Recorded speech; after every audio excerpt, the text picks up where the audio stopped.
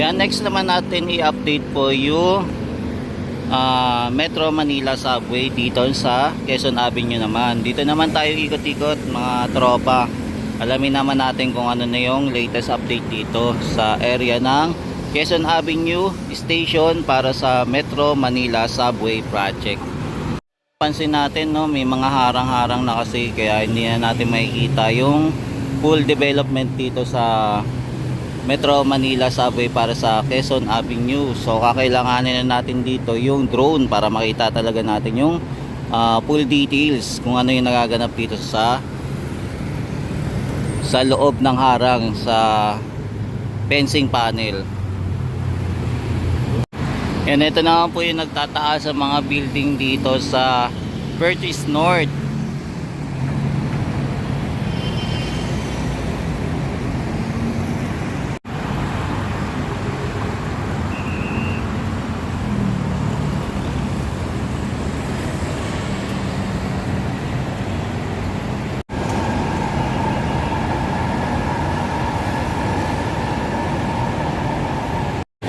Yan, lakad-lakad tayo dito sa pader. Yan, halos lahat na patiran na. So hindi na natin makikita yung loob. So hanggang labas na lang talaga tayo ng Quezon Avenue.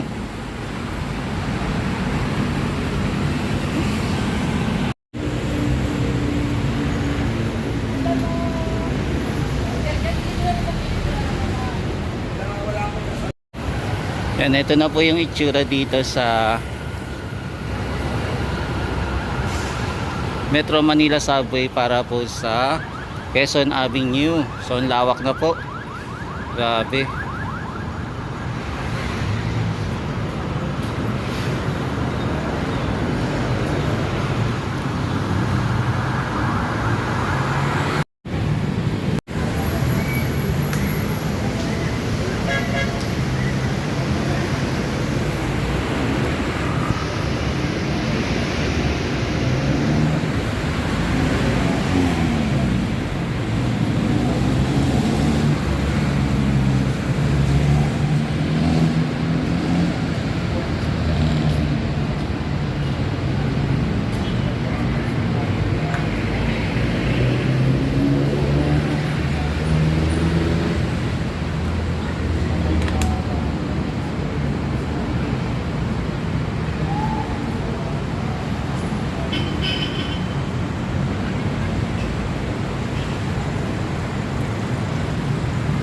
Yan, quick update lang tayo guys dito sa Quezon Avenue kasi limitado din po yung pagbibideo natin, baka mapagalitan tayo.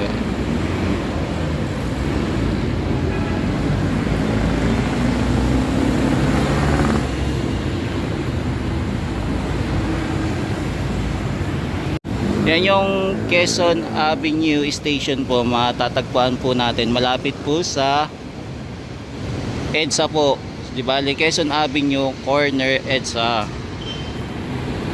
Yan, so ito po yung palatandaan kung malapit na po kayo dito sa Metro Manila Subway Project. So dito naman pong area, papunta na po ito sa Quezon City Circle. Yan. Tapos yung dito naman pong way, papunta na po sa Welcome Rotonda o kaya papuntang Espanya. Tapos ito naman po ang EDSA mismo. Tapos yung tulay na rin po ng Quezon Avenue Bridge, ayan, naayos na rin po.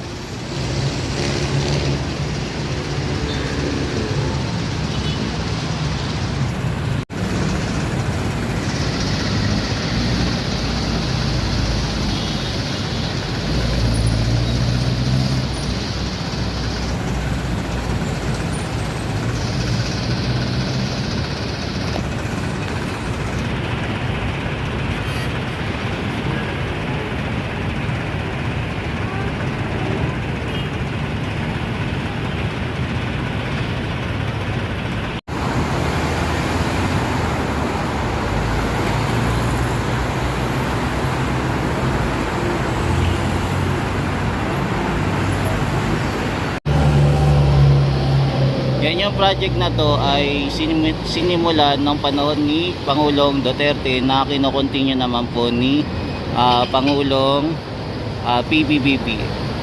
PBBM. Yan. So sana itong project na to matapos bago siya mag-end ng termino sa pagiging Pangulo. Yan, sana matapos para magamit na po ng ating mga kababayan.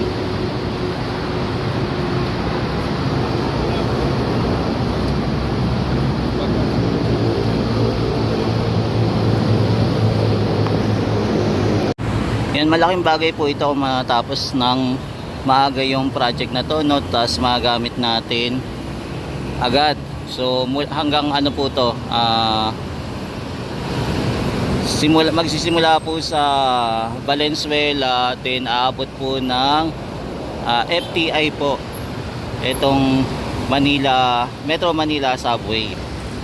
So malaking bagay ito at makakatulong talaga sa transportation ng mamamayang Pilipino.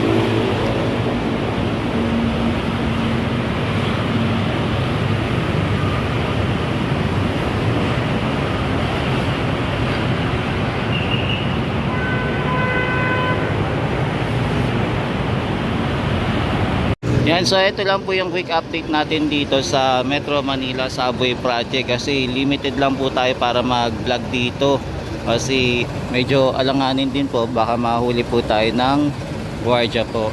Ayan, maraming salamat po, hanggang sa muli, mali natin ng Pilipinas. Thank you po. Ito po ulit si JR Doria TV, nag-update po para sa Metro Manila Subway Project para po sa Quezon Avenue Station. Thank you po.